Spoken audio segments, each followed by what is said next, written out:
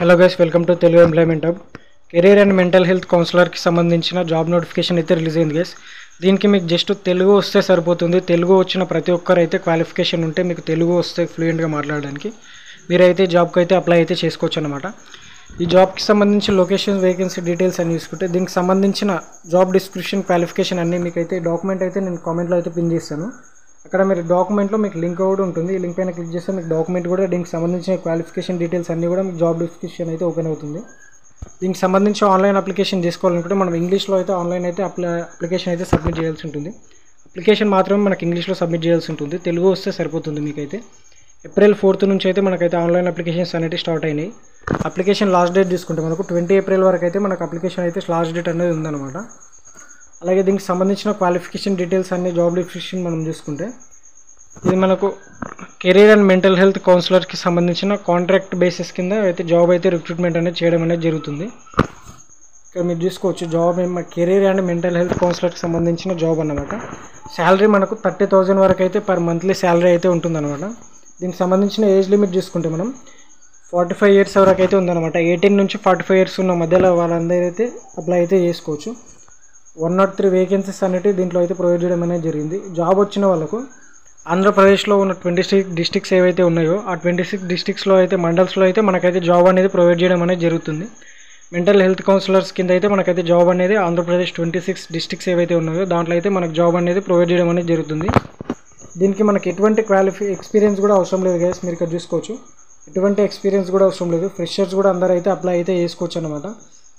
దీనికి సంబంధించిన క్వాలిఫికేషన్ తీసుకుంటే MSc psychology, MA psychology, bachelors in psychology ఈ మూడులో ఏదైతే కంప్లీట్ చేస్తారో వాళ్ళైతే అప్లై అయితే చేసుకోవచ్చు. లేదా diploma in career guidance and counselling ఎవరైతే కంప్లీట్ చేస్తారో వాళ్ళు కూడా అప్లై చేసుకోవడానికి అయితే వీళ్ళైతే ఛాన్స్ అనేది ప్రొవైడ్ చేయడం జరుగుతుంది.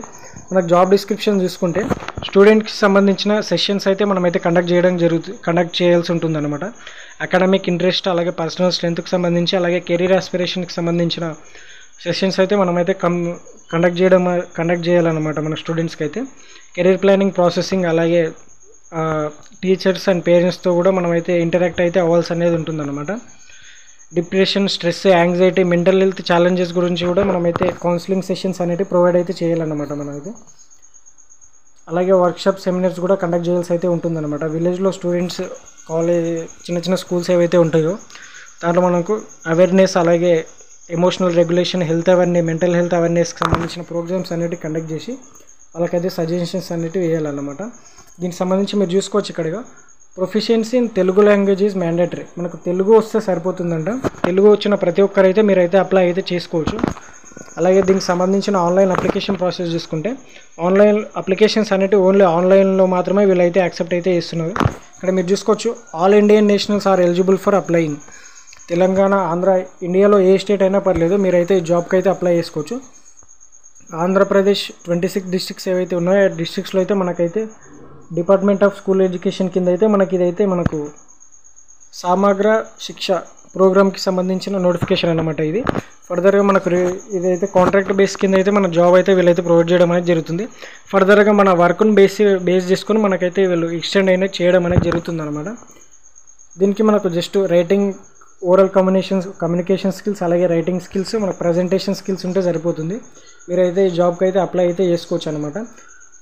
ఎటువంటి ఫీ కూడా ఉండదు. జస్ట్ మనకు presentation skills, writing skills just ఉంటే సరిపోతుంది.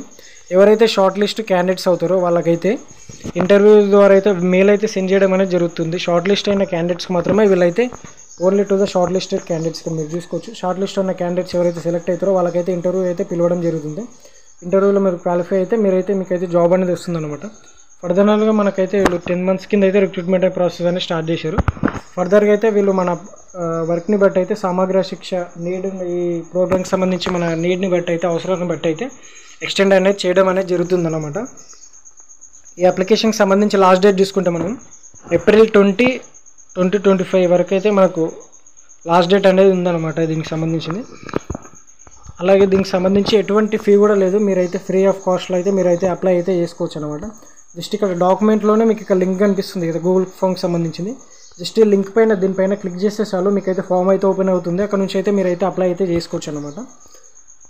జస్ట్ తెలుగు వస్తే సరిపోతుంది. జస్ట్ హౌస్ వైఫ్స్ అలాగే ఇంటి దగ్గర ఎవరైనా మేల్ ఫీమేల్ క్యాండిడేట్స్ ఇంటి దగ్గర ఉన్న వాళ్ళు ఎవరైతే ఉంటారో వాళ్ళకైతే ఈజీగా అయితే మీరైతే అప్లై అయితే చేసుకోండి అనమాట క్వాలిఫికేషన్ ఉంటే. ఎందుకంటే తెలుగు వస్తే సరిపోతుంది. జస్ట్ మనకైతే వర్క్ కూడా చాలా సింపుల్ ఉంటుంది. ఎటువంటి ఎక్స్పీరియన్స్ కూడా అవసరం లేదు. జస్ట్ ఫ్రెషర్స్ కూడా అందరైతే అప్లై చేసుకోవచ్చు. మన ఛానల్ని అయితే సబ్స్క్రైబ్ చేసుకోండి. ఇటువంటి జాబ్ అప్డేట్స్ గురించి అయితే మీ ఫ్రెండ్స్ అండ్ ఫ్యామిలీ మెంబర్స్ కూడా ఎవరైనా ఇటువంటి క్వాలిఫికేషన్ ఉండి వాళ్ళైతే ఎలిజిబుల్ ఎవరైతే ఉంటారో వాళ్ళకు కూడా షేర్ చేసి ఇతరులకు అయితే సహాయపడండి. Thank you for watching this video.